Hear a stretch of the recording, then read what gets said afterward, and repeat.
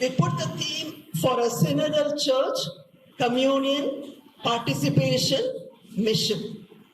I want to share with you something of the synod. I'm not going to share about the synod as with all this thing. I'm not going to share because all the magazines, all the in the internet, we are getting a lot of stuff about the synod. But I'm going to speak something very little, and that little, some concrete things, so that it will help us to move towards a synodal church, and it will help us to move towards a synodal province and synodal community. So because of that, what Pope is speaking very specially these days as a preparation. Most of these things, what is there is Pope's own words, okay? Pope's own words, that he's speaking of something that is very practical, very concrete, and very important for the whole church, for the society, for the congregation, for the province, for the community, and for each one of us, for our growth. So this is the logo of the Synod. It is done by a French person. Her name is Isabel. So she has done this Holy Spirit. Okay, Holy Spirit. So that is the thing she has. And there is the Eucharist. Okay, as the big Eucharist thing, the Son, the Eucharist. And we see here down the silhouettes, but there are about 15 figures, 15 outline of the figures. So there we see the number 15 summarizes the whole of humanity. And then we see there the bishop, we see there a nun. They are not in the beginning or not in the end, they are amidst the people. So the Synod, this thing talks to us about the theme of the Synod for a synodal church, communion, participation, and mission. This struck me a lot, the first sentence. Let's go forward to the first century. So we are going forward to the first century. This was lived in the first century. Acts of the Apostles, we see certain things. Okay, the Synod was lived in the first century. So this is what all the words that are said is said by Pope. He says it is precisely this path of synodality which God expects of the church of the third millennium.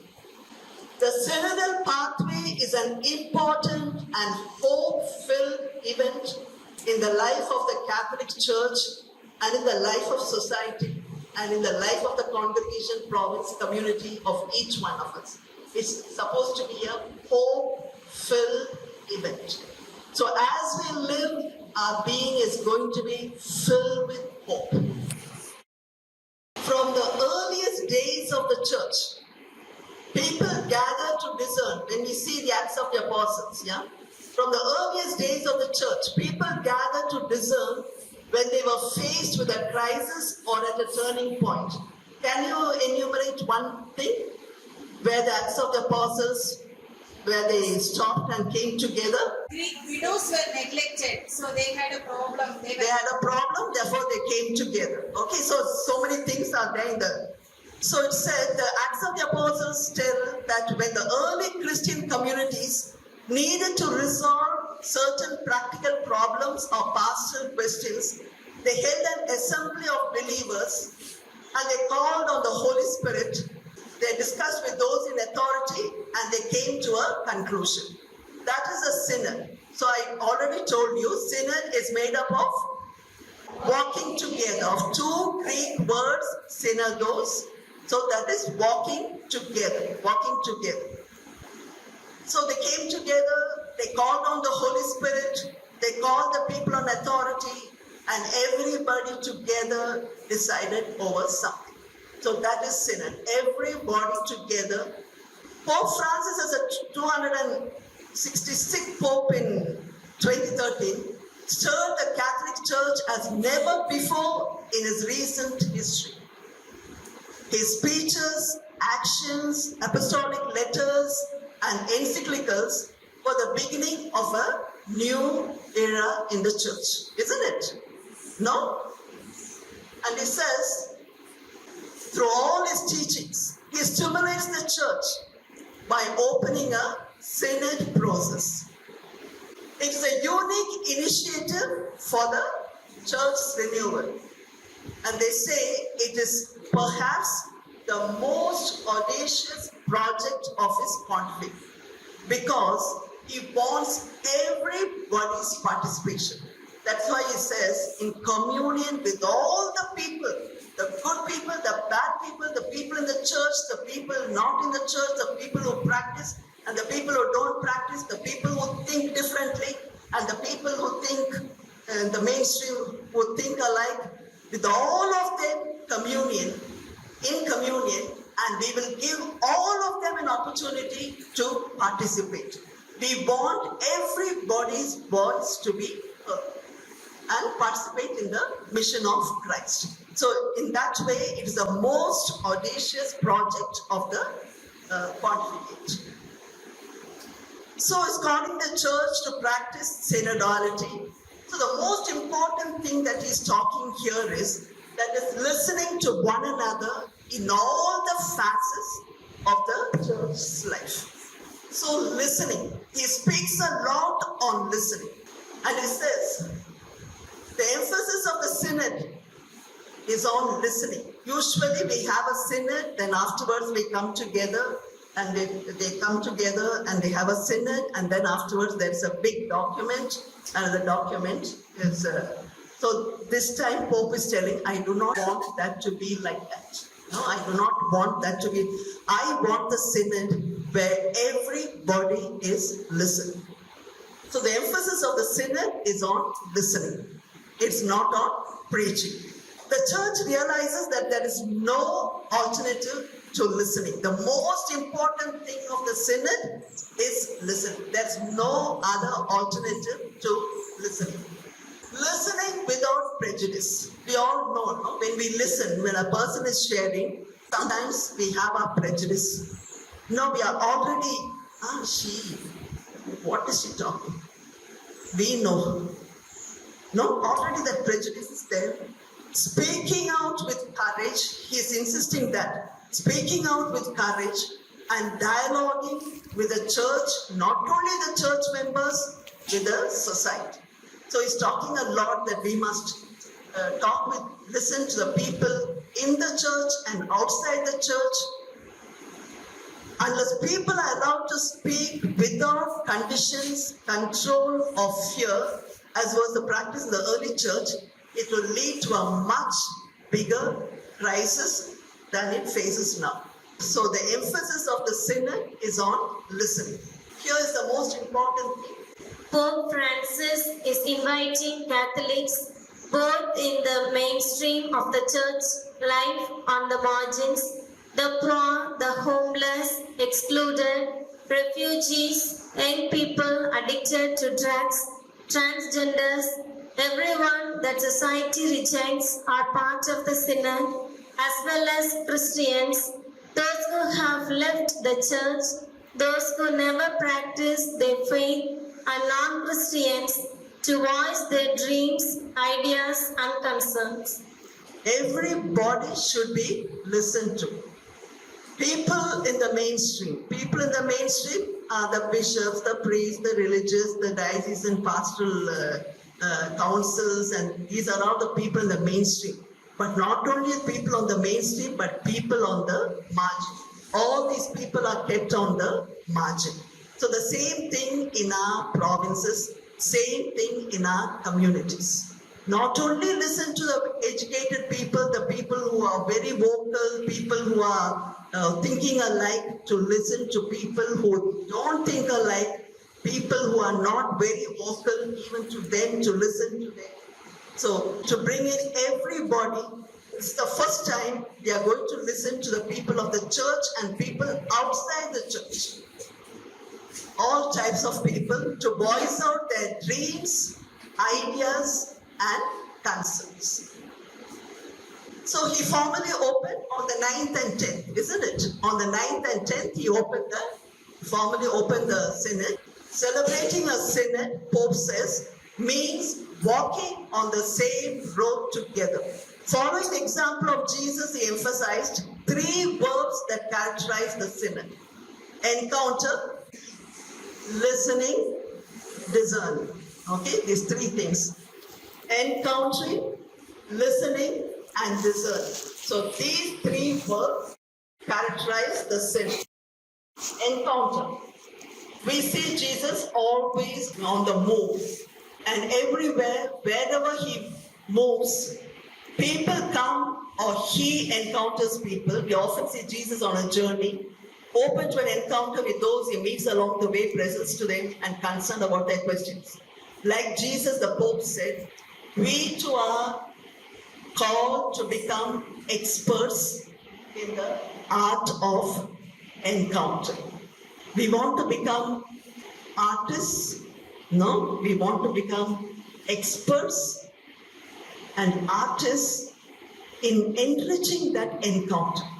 The Pope is inviting the whole church and each of us, and very especially in our province and in our communities, to become experts in the art of encounter.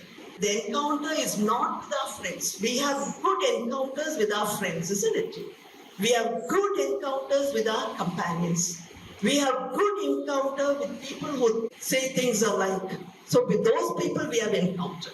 So the Pope also is asking us, the Lord also is asking us that we grow, that we become experts in the art of encounter. So we cannot encounter another sister with whom I have problem. I cannot encounter if I'm not open to God.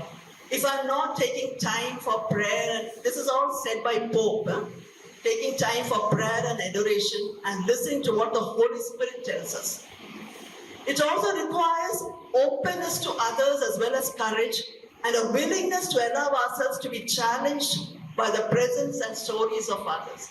What they tell us, people who don't think alike, or people with whom we don't get along, or we have problems, when they tell their story, when we listen, when they tell their stories, we need to be open and feel challenged by that. Feel challenged, feel questioned by that. So true encounter only comes through listening to others. Noting that Jesus listens not just with the ears, but with the heart. When we follow Jesus in listening with the heart, people feel that they are being heard, not judged. They feel free to recount their own experiences and their spiritual journey. The Pope invited us to ask ourselves if we are good at listening, if we allow others to express themselves. Have you experienced, sisters? I don't get along, I don't get along with Berna. I don't get along with her. What she says doesn't, it doesn't echo in me, and I'm not for it. But once I listen to her with the heart, the person with whom I'm having a lot of problem, when we listen to her with the heart, there is a change in me. Not that I have accepted her ideas, not that I have gained her on my side, nothing of that, but there is a deep peace, there is a great respect, there is a love, there is really, that's from an encounter. When we listen with the heart. The Pope is asking us that when we listen to one another, listen with the heart. I'm not saying when we listen with the heart, everything will be okay. But there'll be a deep peace and harmony. There's a relatedness with that person with whom I had problem. I don't accept what she's saying. Maybe I don't accept what she's saying. But there is a relatedness, there is a connectedness, and my relationship with her is deeper. So that's what Pope is telling us here. When we follow Jesus in listening with the heart, people feel that they are being heard, not judged. Let us practice little bit this listening. Listening with the heart. Listening with the heart to a person with whom we have problem. With whom we don't get. or with a person who thinks. So the listening sessions, if you are really listening with a heart, then there is lot of gentleness, there's lot of kindness, there's lot of grace. This is also Pope is saying. It's an opportunity for gentleness and grace to take hold within the church. This is a spiritual exercise. Listening to one another with a heart is a spiritual exercise. This requires of all participants great energy. It requires really energy. If we don't have energy, we cannot be listening, because sometimes the people will speak the same old thing, same things, but more they talk and we listen with the heart, the more they feel healed. We are not able to solve. Many times we are not able to solve the problem, but sisters feel healed and strengthened to face that turmoil that they are facing, and they are energized to go again. So this requires of all participants great energy, readiness to change their opinion, and willingness to welcome others' passionate convictions. No? We are ready to welcome others' convictions. Listening enriches the listeners with a flow of new thoughts and novel ideas. When we listen with the heart. When we don't listen with the heart, nothing happens. Okay, when we listen with the heart, then a new thought, new ideas, all is coming. We listen with the heart. She said that, okay, she acted because of that. No, I will try to understand. When we listen with the heart. Listening to people will be meaningful when every voice is heard. And it doesn't matter whether what one speaks is pleasing to the ear of the authority or something critical of their actions. So that also we need to listen. They are talking something about against the authority, against something the authority did, the action and everything, but we need to listen. We need to listen, and the people who express one thing, the people who express they have to express with respect, kindness, and gentleness. Oh, imagine Jesus, the prostitute woman, what respect he had for the dignity of the prostitute woman. No, what respect he had. So she was wrong, but he did not tear away her dignity. So it doesn't matter whether one is speaking is pleasing to the ear. Most of the time, when we are critical about the authority, it is not pleasing to our ears. It's not pleasing to our ears. It is normal. It's not pleasing to our ears. But when we listen with the heart, then it becomes more tolerant. We need not be afraid to listen to conflicting opinions. No, there will be opinions very conflictive. A big gathering like that way, 80 sisters, we will not be of one opinion. There will be different opinion, and the differences is a richness, isn't it? Differences is a richness, and in the difference to come together is a big challenge, but it is possible. Like Peter and Paul, they were just opposites, but how they were working together. So we need not be afraid to listen to conflicting opinion. The church should lend an ear to both. There cannot be a one size fits all. No, that we don't have, we cannot have. We cannot have, there cannot be a one size fits all approach in synodality. Do we identify prejudices and stereotypes that hinder our listening? Let us not soundproof our hearts. Let us not remain barricaded in our certainties, he pleaded. Instead, let us listen to one another. Let us listen and dialogue. For a second, can we identify that? Do we identify prejudices and stereotypes that hinder our listening? We have our prejudices. Let us not soundproof our hearts. You know what is soundproofing our hearts? Sometimes the halls are soundproofed, so everything is closed so that we cannot, so we can. Let us not soundproof our hearts. This is what said by the Pope. Let us not remain barricaded in our certainties.